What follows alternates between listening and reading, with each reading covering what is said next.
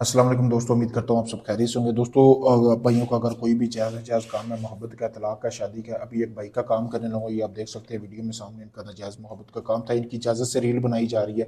ये भी पंजे वगैरह भी उनके लिए लेके आऊँ, ये गोश्त आपके सामने पड़ा है हुआ। अगर आपका कोई भी काम है जायज़ नाजायज़, आप दुनिया भर से काम मतलब कि किसी भी मुल्क से तल्लक रखते हैं, आपका काम नहीं हुआ, काफ़ी ढोंगी हम लोगों को जमाया है, पैसा भी लिया उन लोगों ने, लेकिन आपका काम नहीं करके दिया, आपको ब्लॉक कर दिया है। मैं कहूँगा आपका तलाक का काम है, शादी का है, मोहब्बत का है, सास ससुर को काबू करना है, किसी को बिस्तर पर लाना है, जिन पर ये हमजाद की हाजिरी का ट्रांसफ़र चाहिए, आखिरी में समझ कर मेरे पास आए, मैं आपको वो काम मुकम्मल प्रूफ और गारंटी के साथ करके दूंगा। दोस्तों, आपका कोई भी काम हो, आप चाहे दुनिया किसी भी कोने में हो, आप किसी वक्त मुझसे रब्ता करें। आपके सामने अब अगर साहिब अक्ल है तो आपको नज़र भी आ रहा होगा कि बंदा काम करने वाला या ढोंगी है।